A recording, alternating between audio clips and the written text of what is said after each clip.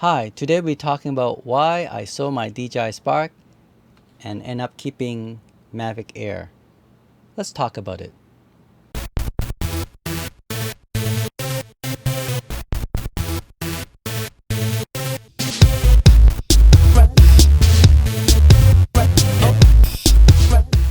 Now before I get started, I just want to tell you DJI Spark is actually a very good drone. There's actually nothing wrong with it. It's just that I have too many drones. As you can see, I have these pro consumer drones, the Mavic 2 Pro and the Phantom 4 Pro V2. So they're amazing drone. I haven't even got it tested properly yet. I'm going to do that in the future. They're my pretty much professional drones, and I want to really take care of it. Whereas the Mavic Air and the Spark that I've been using, I've been testing out at cottages during my vacations. So I would know a little bit more about this. I've been flying for hours and hours on Mavic Air as well as Spark, and I can do a more objective evaluation on it. Now let's talk about Spark first. I don't want to disappoint people who have Sparks. In fact, if I had limited budget, I would kept Spark. It's because now I have 4 drones, all very good. And the benefit between Mavic Air and Spark is that they're very portable. I was able to bring it through the airport with no any issue at all because it's so portable. I was able to put it in a small bag, a camera bag, and then the security personnel was just checking whether the size of the battery and all that, and make sure everything's safe. And I had no problem going across the security airport. Now let's talk about the pros and cons of Spark and Mavic Air. Let's start. Maybe I'll do the comparison side by side, right? And then maybe if you haven't purchased one or the other, maybe this video will be good for you to help you determine it. Also, those people who already have a Spark may want to upgrade to a Mavic Air or vice versa.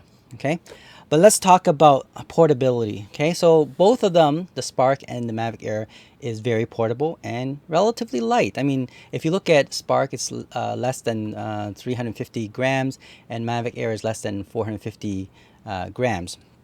So they're not off by maybe 100 grams, which is really nothing. But what I like about Mavic Air is that it is able to fold itself nicely, and then you can put in a camera bag, right? Whereas the Spark, they're smaller than Mavic Air when open, right? I mean, Spark, you can't even fold it, but if you fold Mavic Air and you compare that to Spark, Mavic Air is smaller, right? And so that means that you can put it in your bag very easily.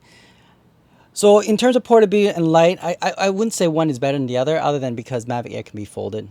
Okay, but that's it. But what I like about Spark is that when you do videos, the color that come out of Spark it's nice. It's you don't need to do any more color grading. The blue is blue, the green is green, of the sky blue, the grass green. Very nice color rendition from the video. Right, 1080p signals that comes out of that. It's good. I mean, I'll provide a link below on the Spark, and the image is amazing. If you're doing short films on YouTube, I think it's good enough.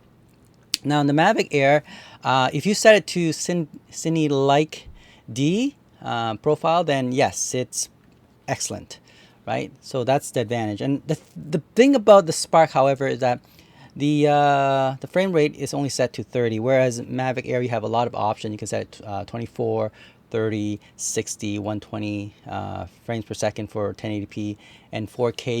You can do 4K too. That's another advantage of Mavic Air. It can do 4K, 24 and 30 frames per second, which I think that's probably why you want to move towards Mavic Air, because of the 4K. You cannot do that with Spark. And on top of that, the encoding bit rate is 100 megabits per second, which is really good. Even Mavic Pro, the first edition, can only do 60 megabits per second. Same thing with the Phantom 4. It can only do 60 megabits. It cannot do 100 megabits. So this little tiny drone has a very good software for encoding 4K videos and 1080p. So that's definitely a plus for this drone. But yeah, but Spark for 1080p, 30 frames per second, I think it's adequate. It doesn't really matter. A lot of people say about like 4 30 frames per second versus 24 frames per second, you can always slow it down. Remember, when you record these video footage, there's no sound anyway, so you can slow it down without affecting the sound because there's no sound. So not a problem with that. Okay, now Spark is cheaper, obviously. You're looking at between, if you buy used, like $300 to $400, depending on how many battery you want, right?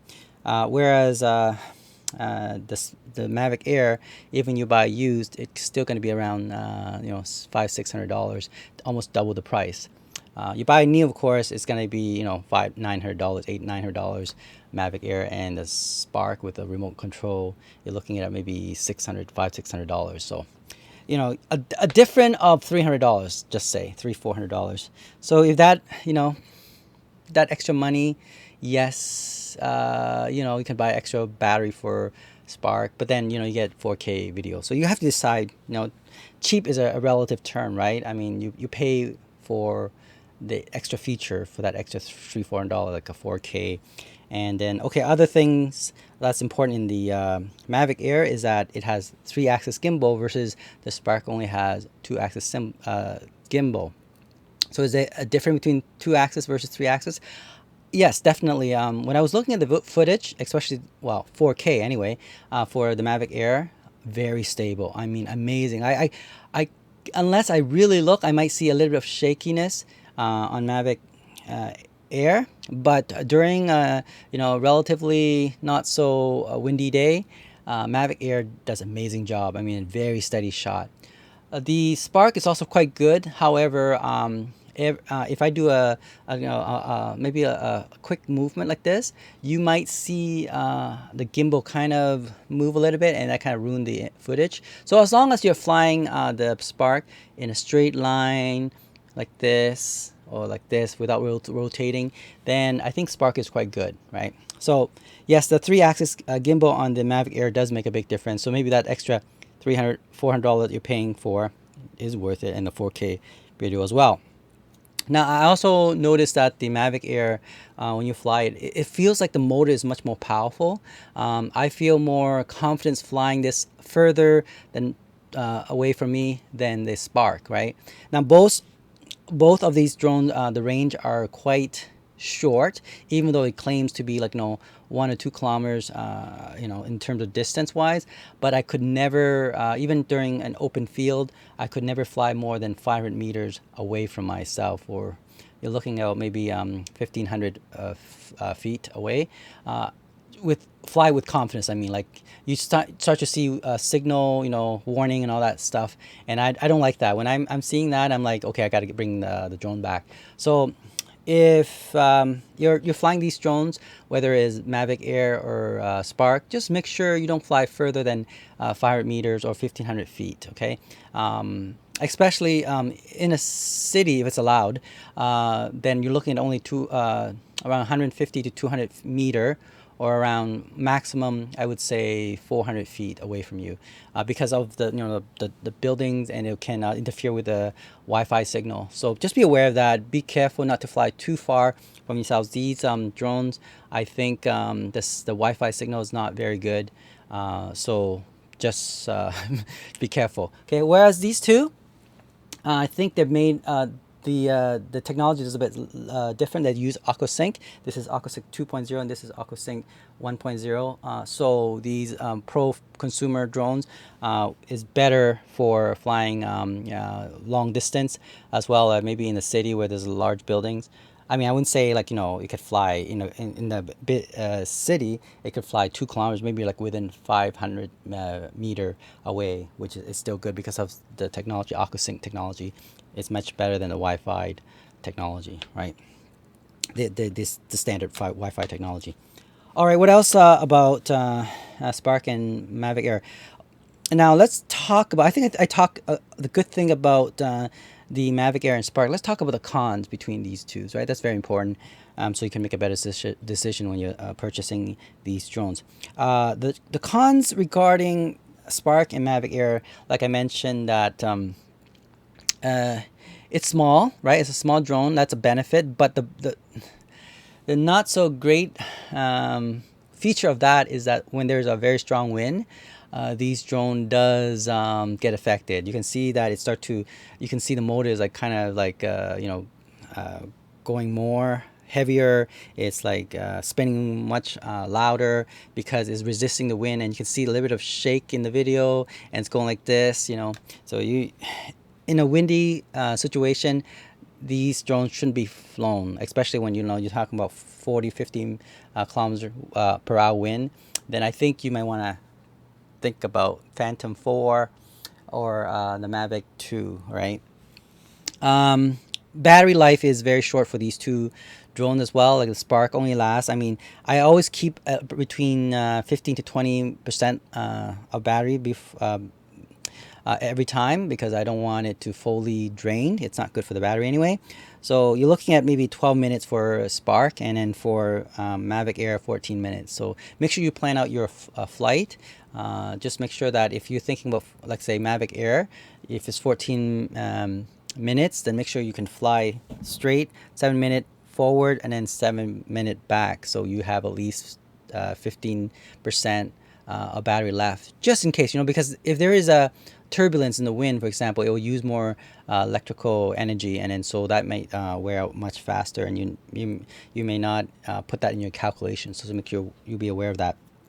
Another negative things, of course, I mentioned briefly already, is the distance. So you cannot fly very far. Even in the optimal day, for me, 500-meter is the optimal unobstructed scenes. I would actually fly my Mavic Air or Spark away from myself in a city where there's a buildings. I would actually fly it no further than 150 meters or 400 feet away from myself, though. And also depend on which country you're in. For example, in Canada, you got to make sure you fly within the line of sight. Okay, so that's actually good anyway, because you have to fly within your visual range, right? So 500-meter versus 3-4 kilometers, you won't be able to see your drone 2-3 kilometers away. But 500-meter, you can still see it in the sky for sure. So it's still falling within the rule. So yeah, so this drone, the Mavic Air and the Spark, is I think a very ideal drone for consumers, and especially if you want to obey the law to the T. And that's great. Oh, another thing I forgot to mention, which is the last point, is that Mavic Air is quite noisy. Yes, very noisy, and even in a crowd, they will hear it. And so just make sure when you fly, and I always do that, I fly away from people. I usually stand away about 30 meters from everyone, unless it's one of my crew member who's helping me to see the drone as well, then yes, that's fine. But if it's bystanders, I usually move away from everyone about 30 meters away, and then fly it, and they wouldn't notice. But it's quite loud. Spark is also pretty loud too, but not as bad as Mavic Air. All right, so that's my take. So at the end, what convinced me to buy Mavic Air is actually the 4K, the 3-axis gimbal, and just overall its compactness. The battery lasts a couple minutes more. The ability to to have different picture profile, like Cindy, like D, 4K, 100 megabits, encoding, 1080p, 120 frames per second. That's a bonus, right?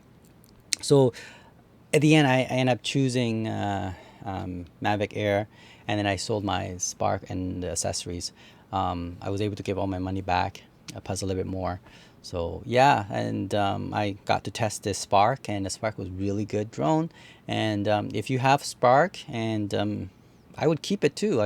If I didn't have the other three, it's like I don't want to be keeping all these drones without justifying, because with that extra $500-600 in your pocket, you can actually buy more batteries for your other drones.